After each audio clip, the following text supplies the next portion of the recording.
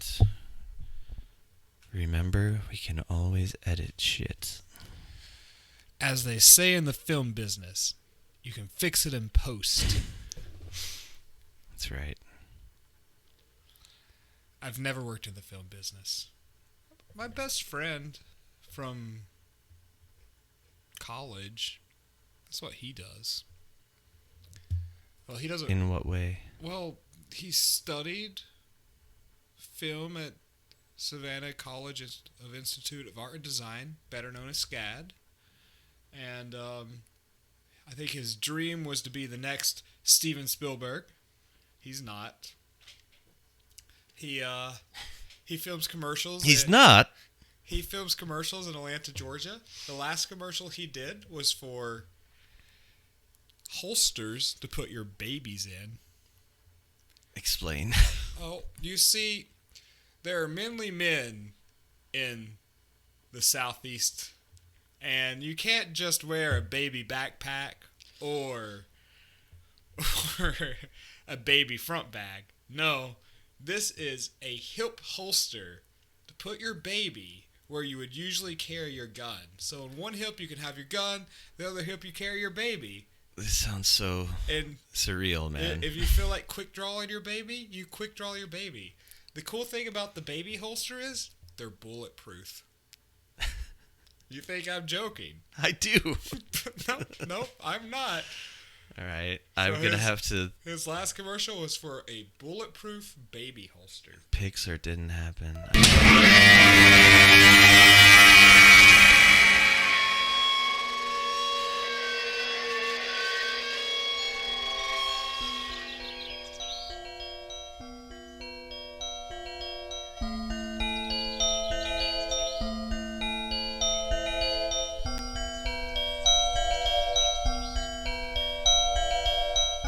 He walked out in the gray light and stood, and he saw for a brief moment the absolute truth of the world. The cold, relentless circling of the intestate earth. Darkness implacable. The blind dogs of the sun in their running. The crushing black vacuum of the universe.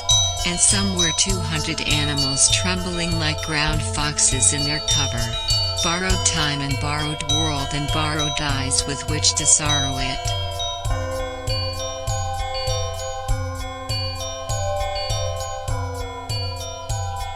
And lo, for the earth was empty of form, and void, and darkness was all over the face of the deep, and we said, look at that fucker dance.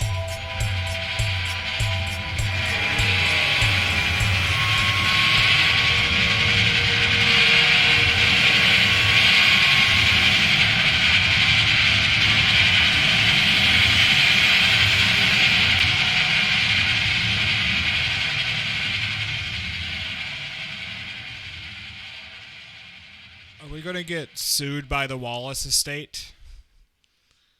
I don't think so. That's good. Wasn't he from a ridiculously rich family, or am I making that up? Say what?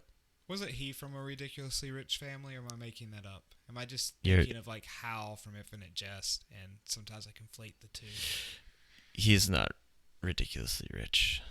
I know too much about him. His dad was like a philosophy professor at a state school. His yeah. mom was like a grammar Yeah, his teacher mom- at like a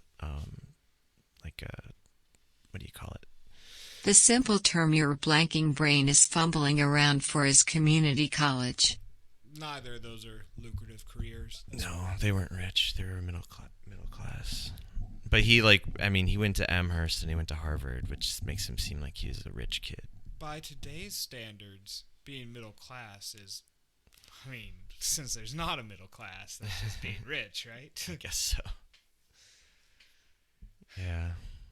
I also grew up middle class, I guess. Middle class, lower middle class, upper middle class. I'm not sure. Being from Tennessee, I think I was middle class in Tennessee, but I think anywhere else it would have been lower middle class. I think I just went from lower middle to middle maybe at some point. It seemed like my dad was making more money by the time I was in high school, but never felt the heights of the upper middle. You were never gifted a Mercedes for your 16th birthday? Fuck no. You should have seen my first car. I imagine it was much like my first car. It was a Used and 80, I want to say 89? Celebrity? Chevy Celebrity? I'm not even sure what a celebrity is. It's just a piece of shit gray car from the 80s that I drove, that I bought with money that I made working at Six Flags. Well, I feel fancy with my 1988 Honda Accord. Love that car. Chevy American? Chevy is American. See, I bought American. Be a patriot like me, man. I bought Japanese because even then, the weed was running deep. I only had 2 cars, though. The second one I had was when the first one just died on the middle of the road, which was a shitty moment. I wanted to get it past 200,000 miles. I got it up to like 190 something. I was really close. Did you fall in the trap where the dealership tried to trick you into taking a big car loan out? Fuck no. I bought both cars like out of the newspaper from some guy.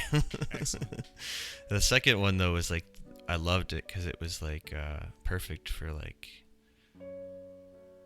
riding around with drugs in the car. Lots of hiding spots? Not that, it just And it black windows? it was an old man car. It was like a station wagon, like a powder blue station wagon. So Okay. like, and I always drove like on the nose, the speed limit. Like I never really was like breaking traffic laws, usually because we were like getting high in the car.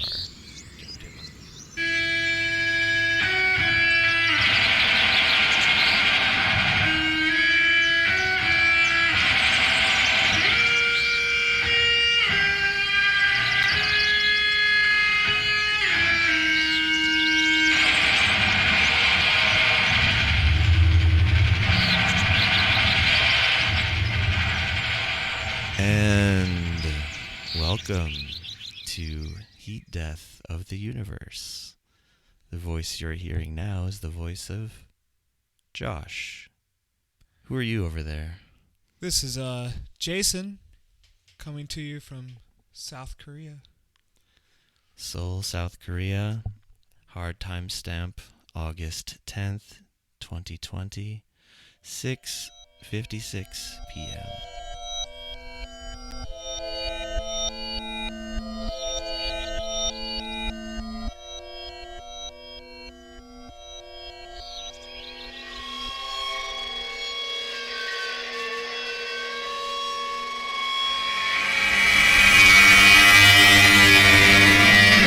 The first voice recording was made in 1860.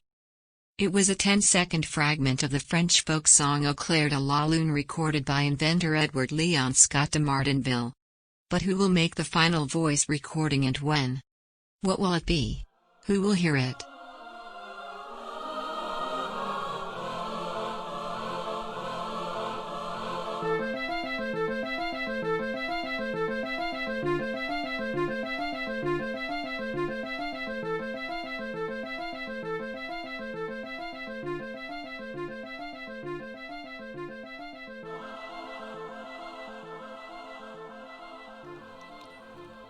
So what's happening in the world, Josh? Oh, all kinds of stuff. But I took a look at the CNN International homepage and just grabbed up some headlines. International? What? You're a globalist? That's right. Me and Alex Jones, enemies. God. I don't know, man. Thinking the whole world's connected, that seems a bit crazy to me. Yeah, only demons think that way. I mean, you gotta remember, America first. The rest of the world is just ghostly figures wandering around without thoughts in their head, working at the whims of their American overlords. True, true, true, true. That's what I learned in 3rd grade history. Let's play a little game, kind of. Sure. Because the news is really depressing usually, or boring, or absurd, anger-making. Let's see what we can do to have a little fun with it. Speaking of lighthearted fun, there's a headline on CNN International homepage. COVID-19 is taking elevator anxiety to the next level. This company has a solution. ... What do you think is going on there? Well, as everyone knows, elevators are probably in the top 5 things to cause anxiety. Elevators, parties, talking to people, going out into public, and driving a car. Elevator might be the top of my list. You're in a small, cramped space, and you don't know if it's just going to close down, and the next thing you know, you find yourself in an elevator episode of a sitcom. No one wants that. No one wants to have to suddenly become friends with an enemy, which is what happens when you get stuck in an elevator, because you always get stuck in an elevator when you're there with someone you really dislike. Don't people end up getting over their hatred and just getting it on? Sometimes. Often. At least that's what the media would have you believe. But now that COVID-19 is part of that problem, you're getting it on, and the next thing you know, you're also getting COVID-19. That's also true. Which Man, COVID's taken away our elevator hookups. It's taking away our elevator hookups, and it's just increasing elevator anxiety. Luckily, this company has a solution. Yeah, I mean, first of all, what kind of company are we thinking this is? I imagine it's a wrecking crew. Very educated guess. I was gonna go pharmaceuticals, but how about we see who's closer? I mean, so here's my opinion. If you want to solve elevator anxiety, a wrecking crew could just go out, get paid those big bucks, and wreck all the elevators in the world. Not only does it help anxiety, but it also helps the world be more fit. Everyone has to take the steps. Ah, I see. This is a pro stairs stance. Well, if the internet is to be believed, and it is,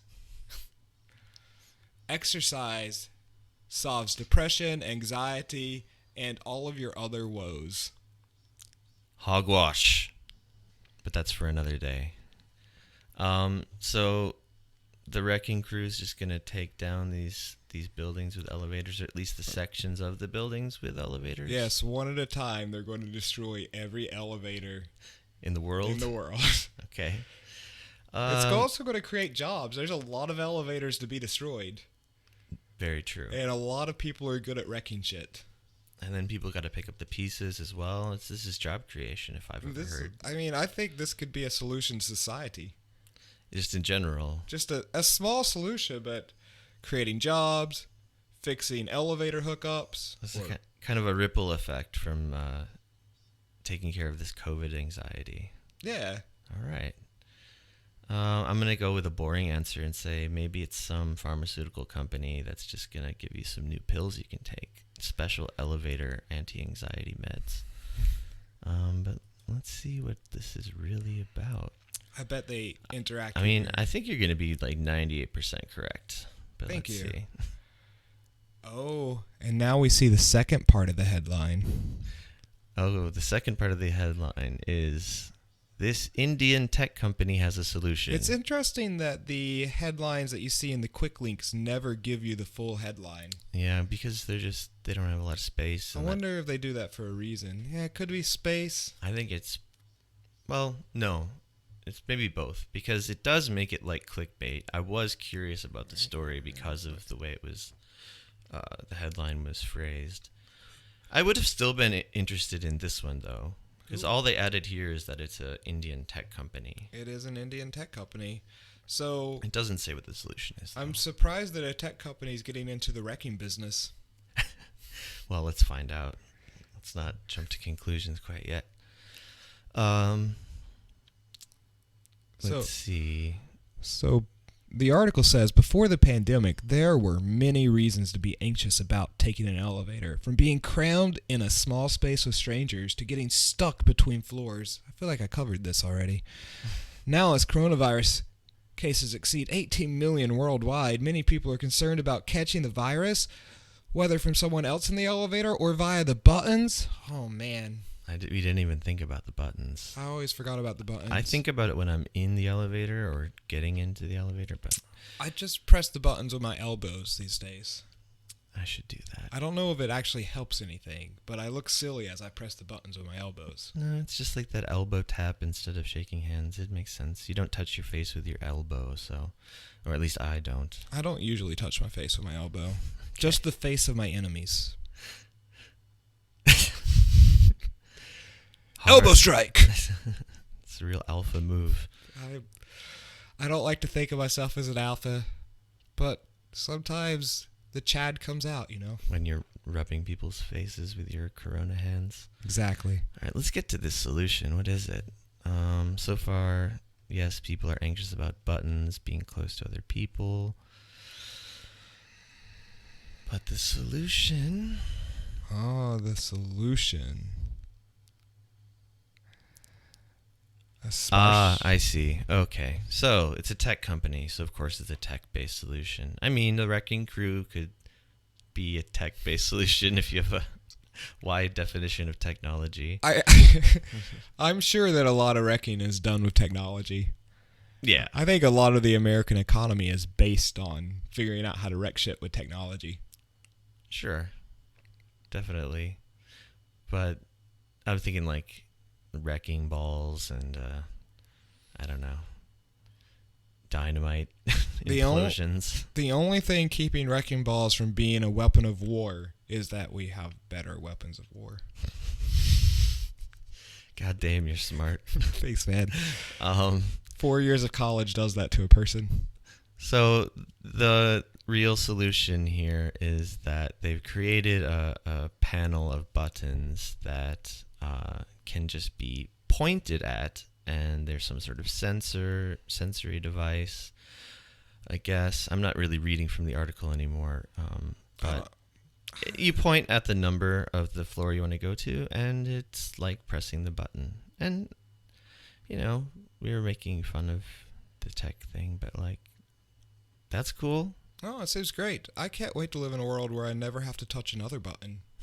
All buttons will just be pointed at. I want to just point at sensors. Yeah, it seems like it could create some confusion eventually, since there's so many buttons everywhere. Like, think of like typing on a keyboard if you don't actually touch the keys. You just need better sensors.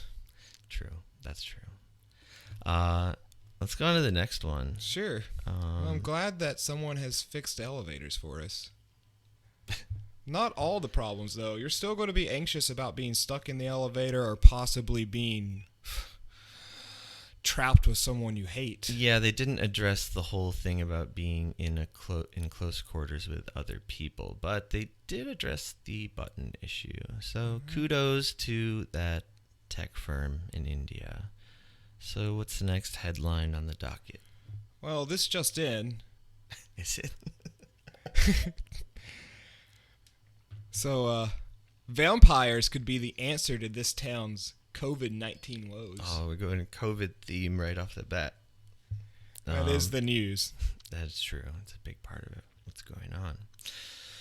Vampires, eh? Well, when I saw this headline, and only the headline, they had a picture of those Twilight kids next to this headline, which made it look even more ridiculous. That one Twilight kid, he's a pretty good actor. Oh, yeah. I've really liked most of his recent movies. He's great. For some reason I'm blanking on his name. Bob Patterson. Yes, Bob. Close friends like you call him Bob.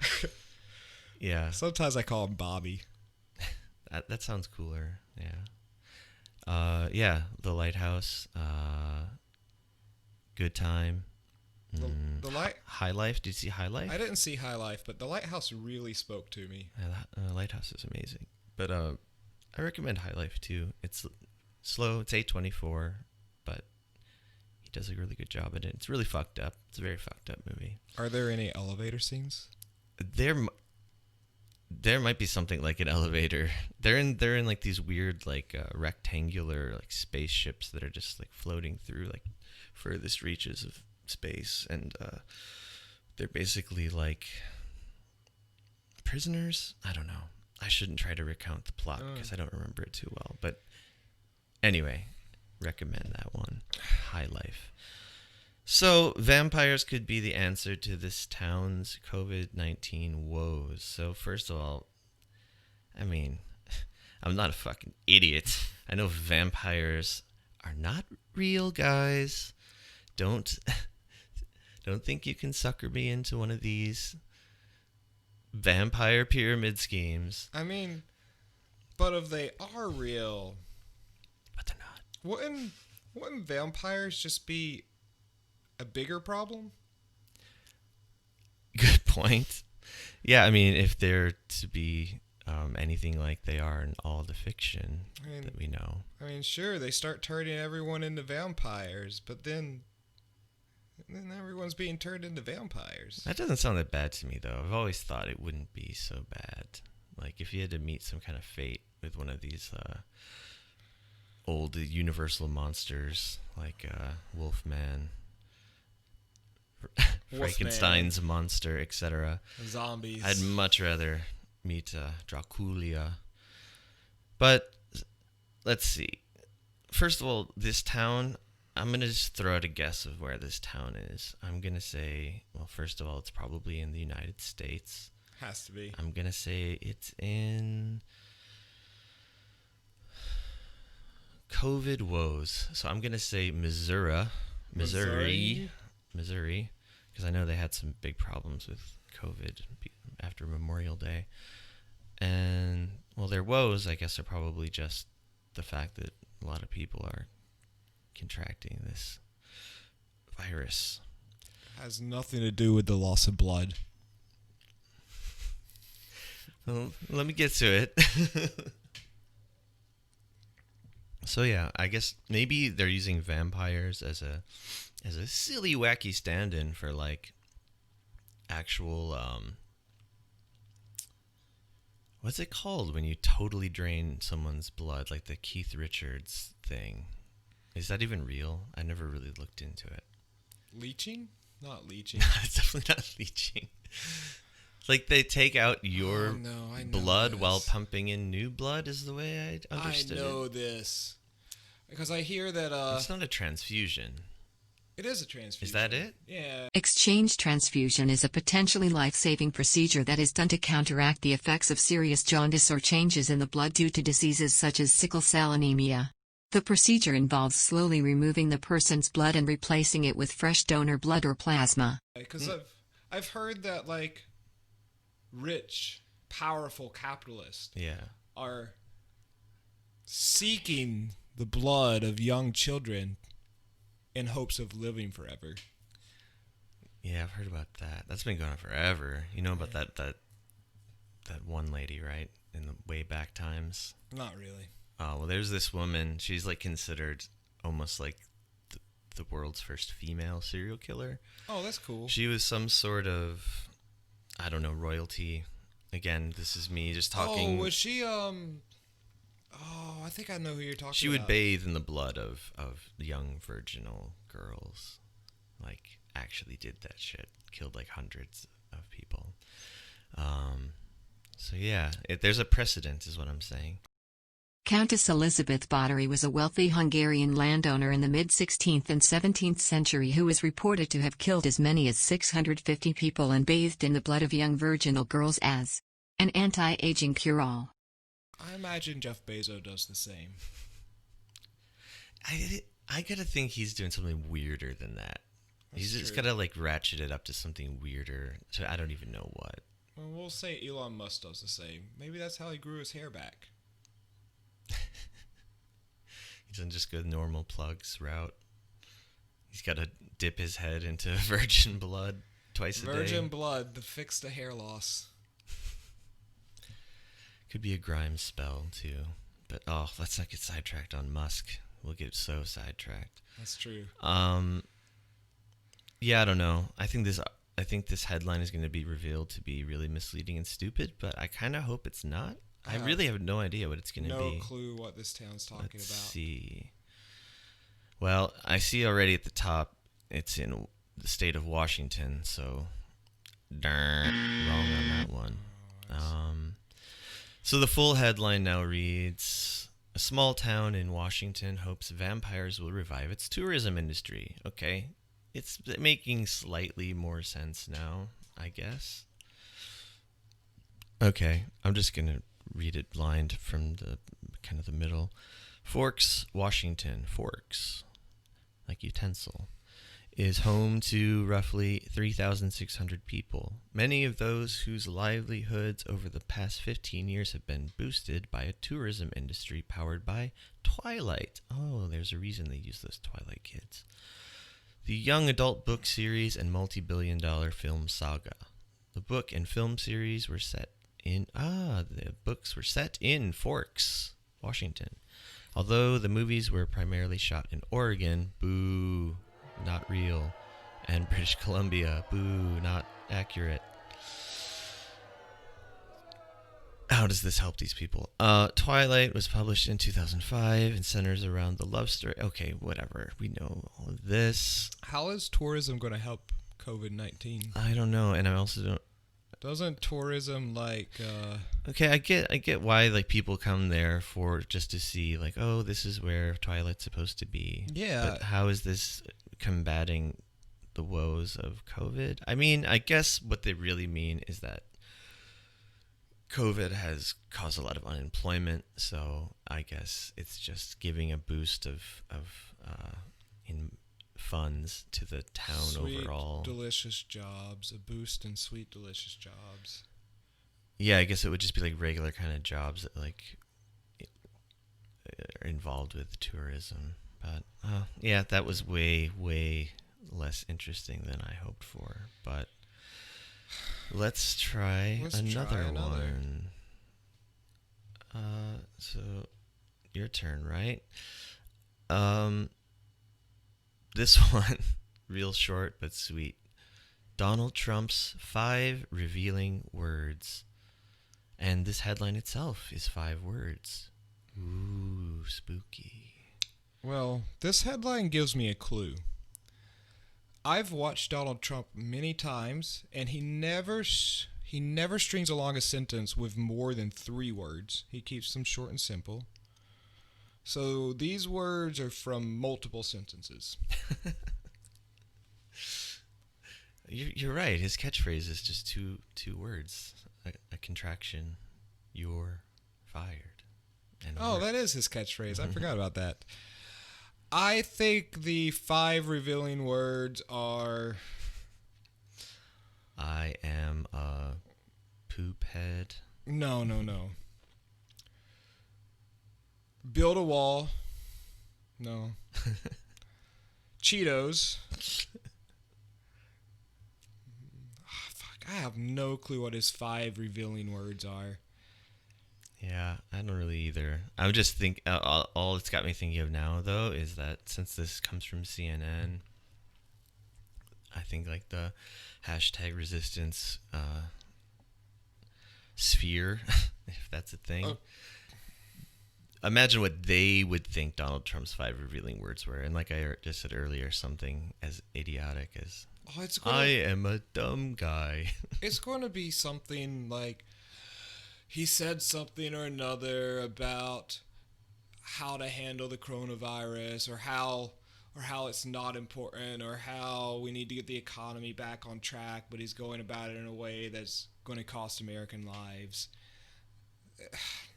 And they'll probably write the article in a way that, oh, look, everything Donald Trump says is stupid. You'd have to be dumb to vote for this guy. Oh, my God. Why would anyone ever support him? And it's going to help all the polls, which is going to show him way down. But the thing is, People that are going to vote for him, those numbers haven't really decreased, and I'm still a bit worried that he's going to do much better than anyone expects, much like he did last time. Yeah. But what are these 5 revealing words that are finally going to bring Donald Trump to his knees? They're going to make him look so silly that he's going to be like, oh, fuck it. Fine, you guys can look at my finances. I'll just resign. I'll quit this whole thing. I'm not going to build a wall. I was never going to build a wall. The other day, something reminded me. I was like listening to something. I don't know what it was, but I had completely forgotten that he was impeached like not that long ago. No, it was recently, but that was... How recent? I thought it was like a couple months ago. Yeah, couple of months ago was pretty recent, right? Oh, right. Okay, yeah. Not in this current... But like just how little it mattered, like, is kind of telling. I don't know. It's crazy. I'm going to one last guess at what the resistance would guess the 5 revealing words are. Something like, I am a lying liar. Because he lies a lot. Did you know that? He's the best liar. Right. Let's just see this shit. It's a picture of him. It's that interview. Does he look like he's 6 feet away from that guy? I don't know. I The get their Axios interview. Their heads are 6 feet apart. Do you know about this? Do you want to explain? Because I don't think I know this story. In the Axios interview, Donald Trump basically said that America has way more cases of coronavirus because we do more testing than anywhere else. And then the interviewer explained how numbers work, and Donald Trump said, well, that's not what my numbers say. Was that the one where he also said, like, you can't do that? Oh, yeah, he was really upset because the interviewer asked him questions. Well, but, like, he meant, like, you can't tell me the numbers in that way. Yeah. Like you can't do math to me. Exactly. Don't be doing math at me. Don't poke my bubble. My reality bubble is my reality bubble, and it will not be popped by facts. He really did seem like a little kid on the defensive when I saw that brief clip where he was like holding a bunch of folders too, and like to his chest, like a little kid in school, and you can't do that. I watched it. He seemed totally out of his element, and I feel like there has been more interviews like this, which is surprising because usually he doesn't allow himself to be in that type of situation. Yeah, I think maybe he's losing a little bit of a grip on like his controlling his image or something. But so it looks like these 5 words, though, these 5 revealing words are actually pretty revealing. Oh, the 1,000 Americans are dying a day. Is that it? That's, I mean, if you count the number, that's 6 words. I think the phrase was, it is what it is. Oh, that's the 5 words? I think he said that about the deaths. Okay. As in, nothing we can do about it. It is what it is, folks. I see. So. Oh, I see. So those were the 5 words the headline was referring to, but also there are these revealing words further down where I'll just read from the article this sentence. He said it in an interview with Jonathan Swan of Axios, who asked how Trump could argue that COVID-19 pandemic was, quote, under control since, quote, 1,000 Americans are dying a day. All right, so that's not even Trump talking. Let's just finish this paragraph. Trump responded, "They are dying. That's true.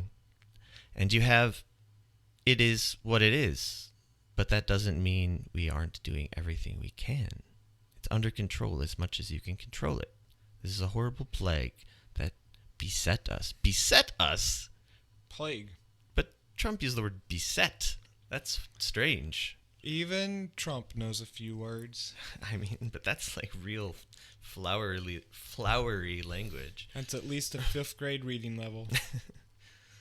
At least. I'm slightly shocked by I'm more shocked by him saying beset than by any of the other shit he said in this interview. I'm a little surprised too. I feel like it's not a word for his typical audience. Not at all. I mean, That's the guy really threw him off script. That's like an Obama word. Perhaps Real smart. Perhaps that was pants. a brief moment of the mastermind coming out of his act. Yeah, I'll have to look into that more. The mastermind thesis. So what's up next? Let's see what's next on the docket. Well, we've got the New Zealand man gets paid $10,000 a year to be the That's city's for you, official dude. wizard. Oh, okay. Oh, I'm sorry, mate. Scratch that. Bad. Post. Opinion: the Law and Order Democrat that Biden should pick for VP. The Law and Order Democrat that Biden should pick for VP. Well, first of all, I just see the words law and order in quotation marks there. And just makes me think of the wonderful television franchise. And I'm not being sarcastic. I've watched literally every episode of Law and Order. I don't think I've ever seen a full episode of Law and Order. We might have talked about this before. Yeah, I'm the opposite. I've seen all of them, including the spin-offs, of course. SVU, which is maybe the best one of them all.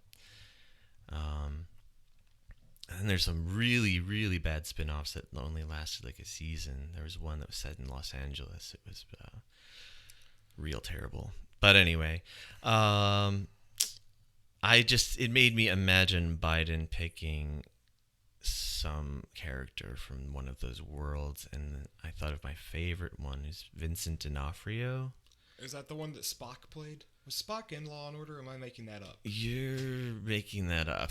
I mean, he might have been a guest or something. Okay. A guest. I thought the actor that played Spock was briefly in Nimoy. Nimoy's his name, right? That's the actor that played Scott. I thought he was briefly in Law and Order. Pretty sure no. Okay.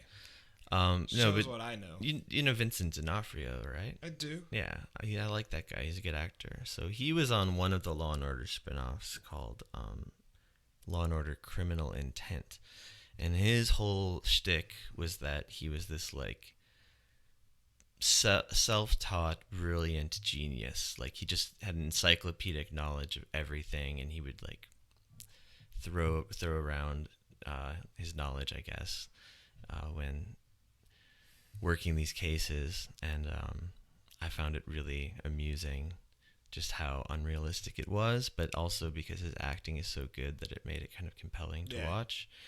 And he always did this thing where he'd like crane his head down, and turn his neck when he was like getting into someone's face. He would always just do these weird contortions of his head and neck when he was like playing bad cop in like the interrogation room. So anyway, I just want that to be Biden's VP.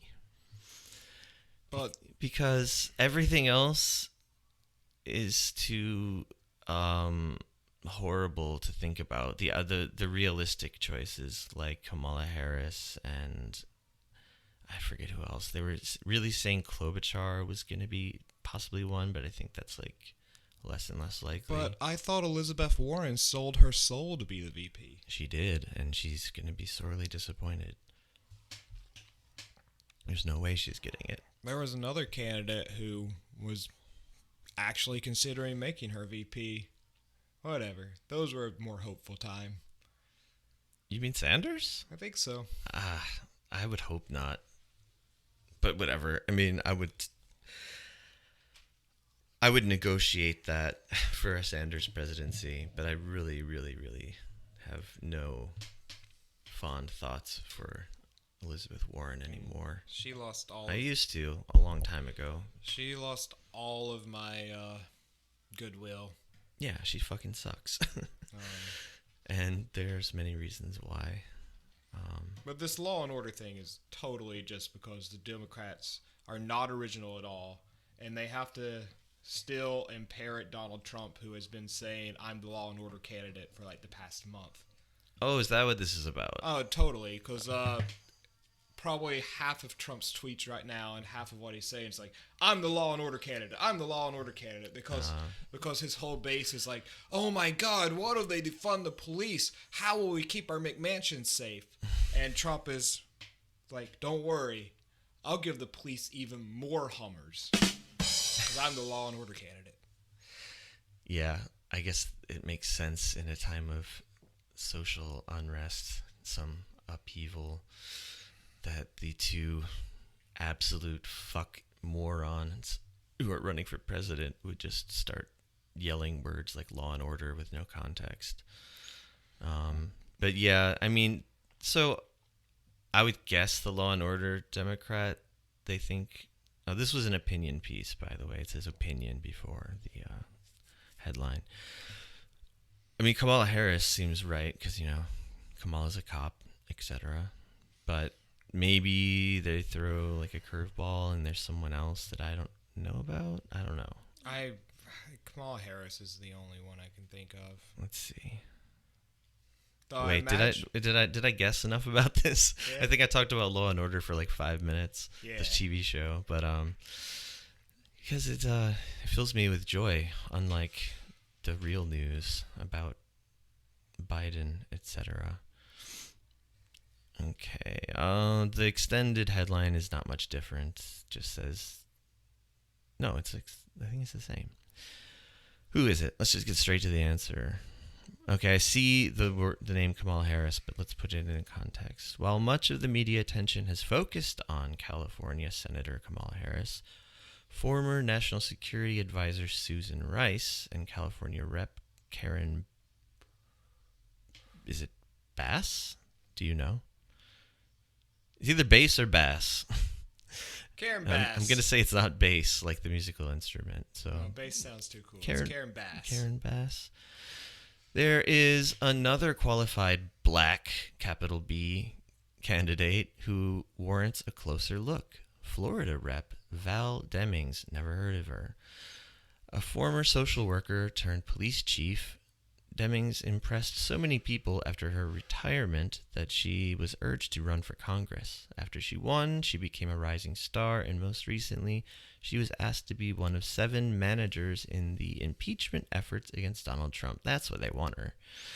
Demings would bring a set of important, albeit disparate, experiences to the number 2 position on the ticket. So it just sounds like more of the same, really. How different does that sound from like Kamala Harris or Susan Rice? Sounds about the same. I'd prefer my leaders not to be cops. Yeah, they're basically everyone he's considering is in some way I mean, at a time when most of America, I think most, is actively angry at cops, what better than to choose a cop to be your running mate? Well, I guess they're hedging their bets or whatever by they also know that a lot of people, even if they are angry at cops, aren't necessarily calling for defunding, I do guess etc. And they're also just scared. The thing that is uniting people more than anything else is probably anxiety, fear.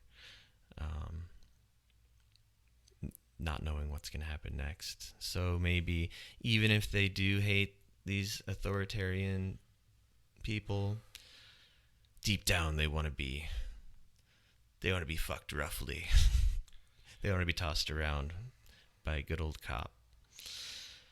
I don't know. I mean, maybe who knows what kind of market research shit they're doing to come up with these names. I mean, I think they settled on it's going to be a woman no matter what, and like that appeased a huge part of the base already. Sure. So basically, they're showing with this type of news story that it doesn't fucking matter which one of these ones he picks at all.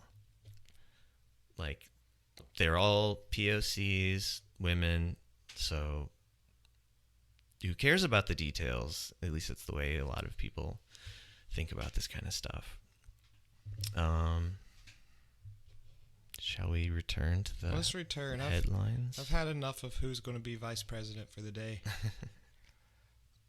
I mean, We could just make a computer the vice president. But it's got to be in the the right quadrant of identity politics, right? That's true. The right intersection. Computers come in all colors. Oh man, just thinking about how like ID poll people would spin the like an AI being a vice president or a politician. Like, okay, now that you've brought this up, we have to consider it. Like, which computers would be like the most like diverse? What kind of computer would be the most diverse? Like, what company? Brand, and like, I don't know. You know way more about computers than me, I think, too. I mean, there is one computer that I really think could excel at being president, and that's Watson, because Watson won Jeopardy. Watson beat Ken Jennings even. I think I heard about that. So just an AI program. No, but you know, Plato had his whole benevolent dictator thing. Why not a benevolent AI just running the world? Oh no, now I'm sounding like a supporter of Tech Bros. Yeah, you are. I don't really want that. Go scratch everything I just said. Go back to your microdosing and your Soylent drinking. I'll do that later. I guess it's time to pull on my bootstraps, learn how to code, get a real job. And that Soylent stuff really bums me out when I think about it.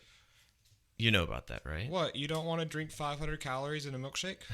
But it's like, isn't it designed to be utterly flavorless? No, I think it comes in flavors. Really? Because I think when it first started, one of the like appeals of it was that it also doesn't even have a flavor. Like I think I remember hearing that too, but like, I think the flavor was like the color of beige. I think they've backtracked on it, and now it has the delicious flavor of oatmeal. Okay, that's basically nothing though. And potentially they'll come up with a rice flavor. Yeah, that'll be a little more palatable. I'll hop on the train once there's a saltine cracker flavor. Saltine crackers are good. Saltine cracker, Soylent. Okay, that sounds horrible. It's my turn to ask you about a headline. This New Zealand man gets paid $10,000 a year to be a city's official wizard. What's that all about?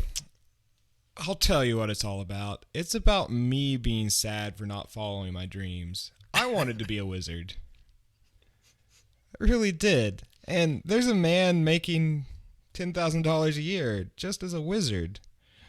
That seems really low because as an adult, I've come to realize there aren't many wizards in the world. There's, Gandalf died a long time ago. And you'd think my eyes are starting to glaze over, man. You'd think they'd get paid more. They deserve more than $10,000. I bet the wizard is why there's no COVID cases in New Zealand.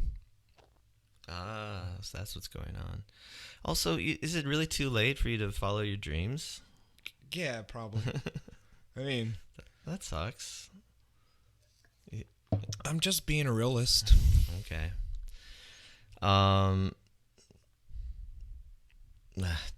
Guessing the city is stupid. All right, let's just see what this is. Tourism. It's all about tourism. Okay, yeah, just like the vampires thing. Yeah, just like the vampires thing. Probably. Let's see. You're almost certainly. Oh, it's New Zealand. Fucking Lord of the Rings. Right. I didn't even think about that. Oh yeah, I forgot. I mentioned Gandalf. I guess I should have thought Lord of the Rings. But let's see. Maybe it's something else. All right. Now this requires a little bit of reading, I think. On a sunny autumn afternoon, two wizards in long black robes and pointed hats sat down for coffee in one of New Zealand's biggest cities. It wasn't Halloween, and they weren't on their way to a costume party. And while they attracted attention from passers-by, there was no finger-pointing or all-out stares. That's because in Christchurch, seeing a wizard isn't completely out of the ordinary. What a wondrous little town. For decades, the city has had an official wizard. Born in the United Kingdom, Ian Breckenbury Channell, I don't know. Channell settled in New Zealand in the 1970s, where he became known as the Wizard. Name of a good 80s movie. Do you remember that? It's a very long Nintendo commercial. Yeah. It was so exciting, though, when they reveal Mario 3 at the end. Oh, it's great. It stars Jenny Lewis. Right. From Rollo Collie. And Fred Savage. Yeah, Fred Savage. I do not remember the name of the boy whose name in the movie, I think, was Daniel. And he said, I want to go to California. Blah, blah, blah. My parents are getting a divorce. Yada, yada. I'm a 90s kid. I guess he would have been an 80s kid. Yeah, that movie was like, I want to say mid to late 80s. Must have been late 80s. I want to say it's actually 1991, but... No, I think it's still in the 80s. But it could have been 89. We'll look it up in a second. As if to reinforce how serious he is, he even held a New Zealand driver's license issued to the Wizard. What won't this wacky country do? Although he says he hasn't officially changed his name. Oh, wow. This is This is a long profile of the Wizard. Yeah, this isn't really... Well, in New Zealand, you can pursue your dreams of being a wizard. It's one of the few countries in the world where magic works. He did start a fun revolution aimed at bringing love, logic, and levity to the world and turning the university into a theater of the absurd. Read the next part. Then he lost his university job. He hatched a plan with the vice-chancellor to give him a new position. I've invented a wizard out of nowhere, says the Wizard. There were no wizards when I arrived in the world, except in books. Well, I actually commend this guy because he decided he wanted to be a wizard. He carried around what looks to be a human skull and somehow convinced the university to pay him to be a wizard. That's awesome. Yeah, I mean, you gotta respect the grift on this one. But it seems to me this has nothing to do with what we were guessing about. No, it's not tourism at all, is it? Yeah, it's just this weird guy in New Zealand. Now, I could be completely off base here, but was it Christchurch like the scene of a shooting in New Zealand? That's exactly where it was, yeah. Okay. A pretty bad one. Where was the wizard then? Good question. Holy shit, that's dark. Oh, man. Yeah. I wonder. Moving on beyond wizards, we got one more here. Why don't you tell me what the headline is? So, Josh, why people are outraged by video about cooking rice? Why people are outraged by video about cooking rice. This one sounds really like a tough nut to crack. Well, do you have any theories? Well, let's put on our imagination caps and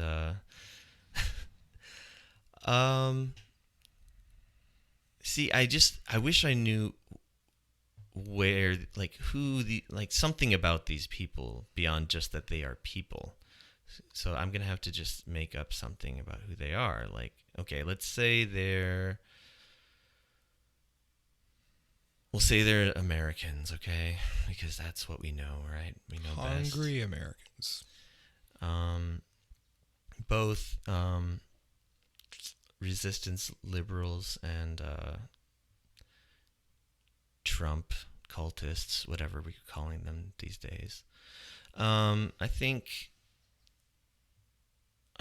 the plain old racist Trump cultists just would, like, they've completely abandoned rice as a food, maybe, because it's too connected to the evil that is China. But also, I bet they still secretly go to like Panda Express anyway. But An interesting thing about America and South Carolina used to be one of the world's biggest producers of rice. And it's kind of a staple food of the American Southeast, or was a staple food of the American Southeast. Yeah, Not so much anymore. that makes sense to me. Yeah. But what is this video about cooking rice? I would be outraged by watching someone cook 1 grain of rice at a time. That's good. I like that. I'll stick with you on that. So, let's say there's a truly genius, insane person who is cooking rice 1 grain at a time on YouTube or whatever. To get the perfect texture out of every grain. But he's just doing it to piss people off, which is like, yeah, like imagine that idea coming to you like in the middle of the night or something. Yeah, I'm gonna stick with that.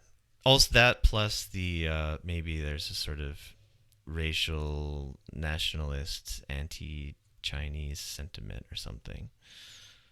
Let's find out. The Uncle Roger controversy.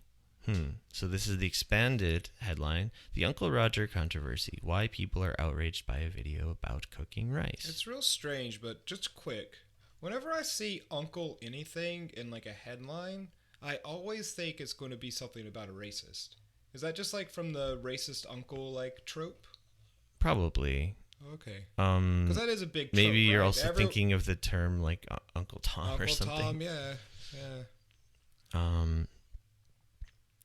Okay. Oh, well, I was way off base about this having anything to do with Americans. A Malaysian comedian, Nigel I don't really know how to pronounce NG, I'm sorry. Where's the vowel? Uploaded to YouTube a video titled Disgusted by this egg fried rice video under his comedic persona, Uncle Roger.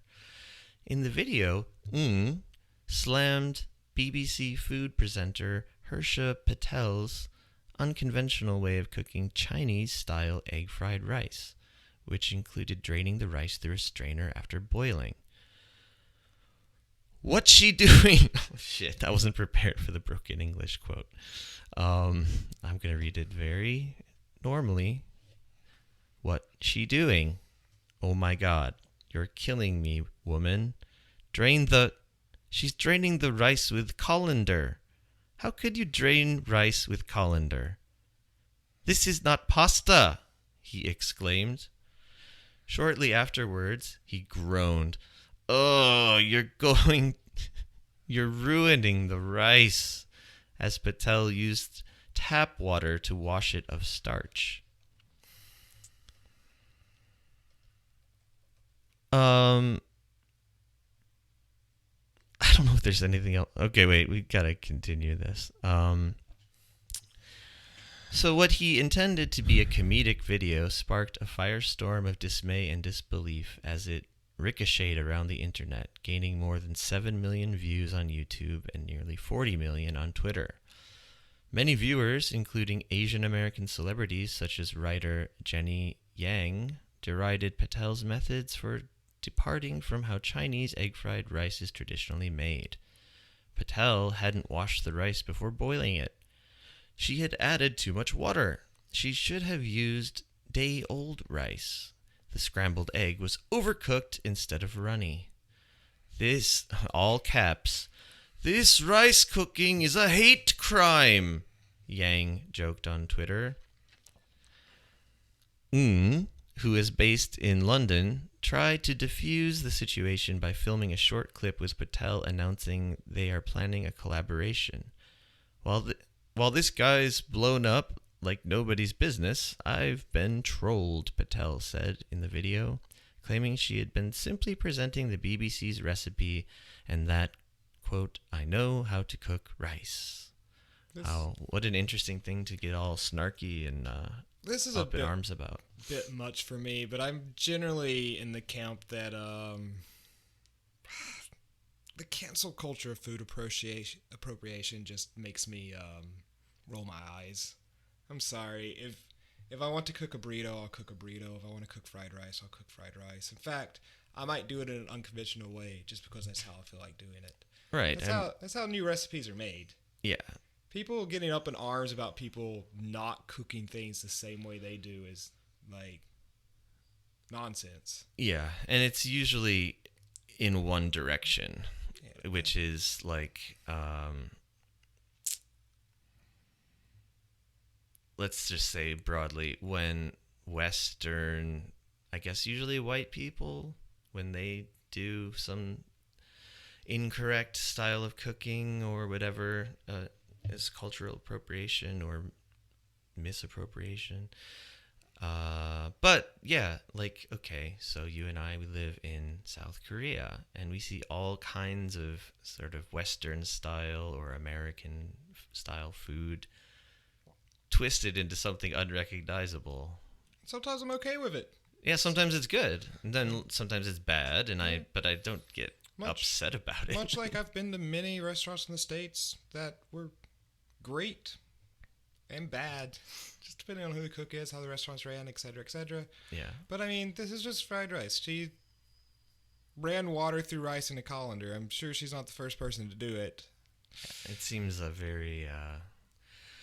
It is okay to make fun of people for not doing things the way you do it, but it just doesn't seem like it should have been, like, a big deal. It shouldn't have been a fucking article on CNN. There's a lot of words in this article, too. Yeah, we didn't even read, like half of it. There's Look, like at least 1,000 words, 2,000 words, and it goes into... We read about... the traditions of how rice is made in different countries. Thing is... I don't feel like it's whitewashing food. I don't know. It's not. It's just integrating different... This is like a pet peeve of mine. So, like, they opened a new Vietnamese restaurant in Samgachi, which is a neighborhood in Seoul. And it's getting pretty popular right now. But one of the reviews I read about it was like, oh, the place is great, yada, yada, yada, would recommend going.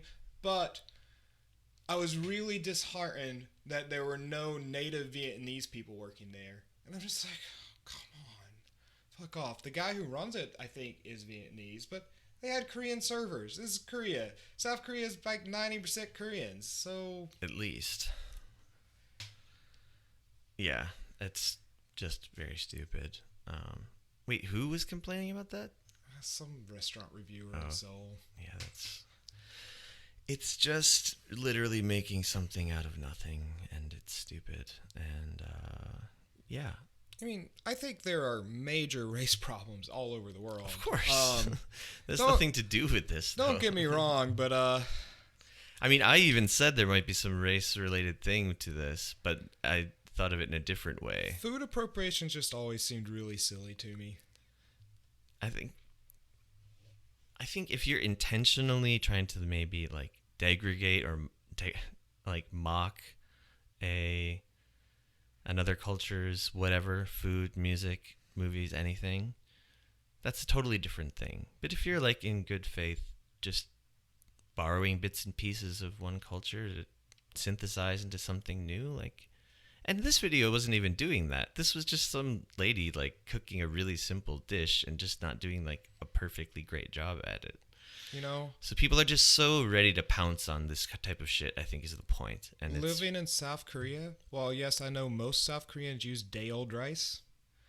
I've had South Korean friends make fried rice in front of me with rice made then and there on the spot, just because we felt like having fried rice. Sure, maybe the day-old rice would be better, but sometimes you don't have it on hand. It's okay. It just seems it like can be done. It's true minutia. Speaking of true minutia,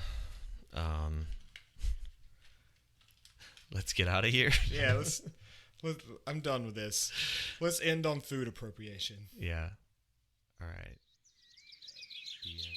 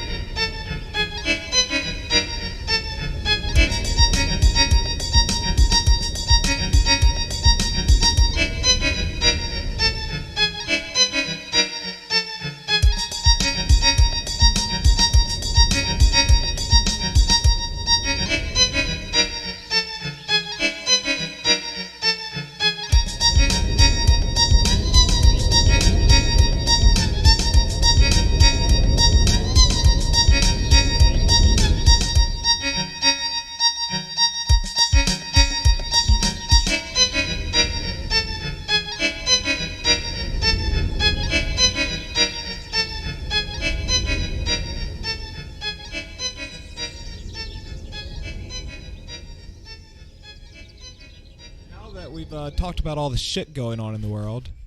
Is there any good stuff? I think there is. Let's give some general recommendations before we end transmission today. The word is pronounced like this, transmission. Before we end transmission. Sure. So, what have you liked this week? This week, well, I've recently picked up a novel that I read a while ago, maybe, 8 years ago. Seems like yesterday. I started reading it again. It's called The Flame Alphabet, written by Ben Marcus. He's kind of known as an experimental literary fiction guy, real highbrow stuff.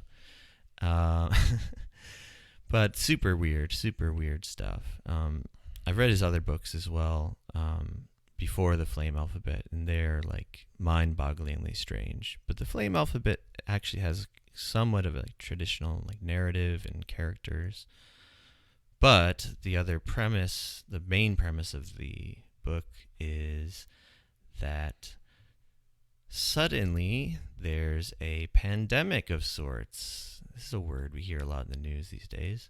But this pandemic causes human speech to become literally toxic, and it to the point where it can kill you if you're exposed to too much human speaking.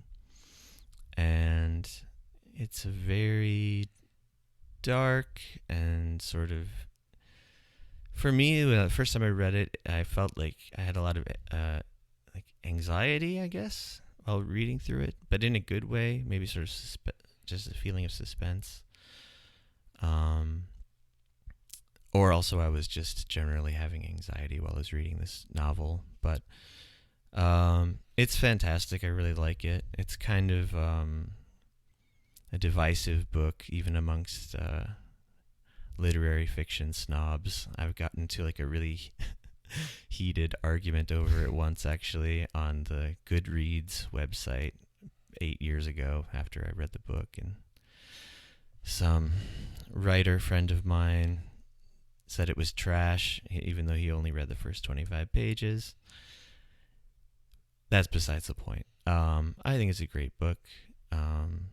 It's definitely strange, but he's a great writer. A lot of great imagery. Some of it reminded me a little bit of like Don DeLillo's White Noise. Okay. Because there's like this family element. Like the main characters are like a family unit, and the teenage daughter is like the first you start to see the language virus like having an effect on the parents, which is like an interesting kind of metaphor, I guess, as well. Lots of metaphorical stuff going on in the book, obviously. But yeah, I say check it out, or at least look at the cover, because it's the coolest book cover maybe I've ever seen in my life. It looks really, really neat. So yeah, just picture the alphabet on fire, but it's not that. It's fire, but it's like done in a really, I don't know. This is gonna make it sound so pretentious. More like cubist way, like just triangles, but it just looks cool. The color, I'll check it out. The color combination and stuff. I know a lot of people who even hate the book who just say they remark about how the cover was so enticing. So, Flame Alphabet by Ben Marcus. Okay. Good book. What do you got? So my recommendation is nowhere near as literary or smart, but it's also based on a book. Sometime during the coronavirus, I decided to start reading the Expanse series that also has a TV show based on it. I read the first book and was like, I guess I'll watch the show. And so I've kind of binge watched most of the Expanse now, which I think is a great sci-fi show. Probably one of the better sci-fi shows I've seen ever. And it all hinges on 3 different governments trying to get access to a new weapon called The Proto-Molecule. I think it's good, but I've got some issues with it because... So I think it aired on Sci-Fi Channel for 3 years, and it had good success. Critics liked it. But then it was canceled, and it turns out that it's also one of Jeff Bezos' favorite TV shows. He's like one of my least favorite people on the planet. And now a show that I really like is being footed by Jeff Bezos, which actually might be the best thing he's ever done, which is just giving me some entertainment. But I think a new season's coming out soon. So if you haven't watched it, it's worth checking out. Cool. Sounds good. 2 piping hot general recommendations. To take your mind off all the shit happening in the world. The avalanche of shit. To the eventual heat death of the universe. And that's the perfect place to sign off. Bye. Adios.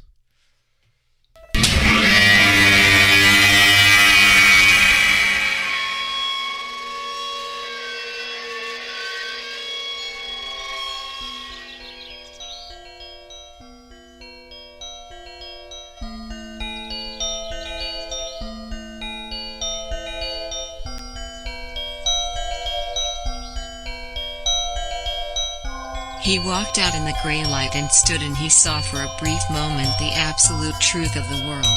The cold, relentless circling of the intestate earth. Darkness implacable. The blind dogs of the sun in their running. The crushing black vacuum of the universe. And somewhere 200 animals trembling like ground foxes in their cover. Borrowed time and borrowed world and borrowed eyes with which to sorrow it.